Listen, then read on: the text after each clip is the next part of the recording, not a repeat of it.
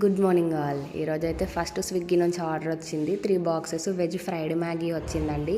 So త్వరగానే మనం prepare చేసాం. 10 మినిట్స్లో డెలివరీ బాయ్ కూడా హ్యాండ్ ఓవర్ చేసుకున్నాడు. అతను కూడా సగం దూరం రీచ్ అయిన తర్వాత ఫుడ్ ఆర్డర్ అనేది క్యాన్సిల్ చేసుకున్నాడు. సో ఇలా క్యాన్సిల్ చేసుకోవడం వల్ల నష్టం ఎవరికి అంటే, డెలివరీ బాయ్ వెళ్ళి మళ్ళీ మనకు వచ్చి రిటర్న్ ఇవ్వడానికి తన టైం వేస్ట్ అవుతుంది. ఇంకోటి స్విగ్గీ తనైతే ఉన్న దగ్గర మంచిగా కమిషన్ తీసుకుంటాడు. ఇంకా నేను ఫుడ్ రెడీ కొట్టి హ్యాండ్ ఓవర్ చేశాను కాబట్టి అందులో కొంచెం కొద్దిగా అమౌంట్ అయితే నాకు వస్తుంది. సో ఇక్కడ లాస్ అయింది మాత్రం ఆర్డర్ పెట్టుకున్న కస్టమర్ మాత్రమే.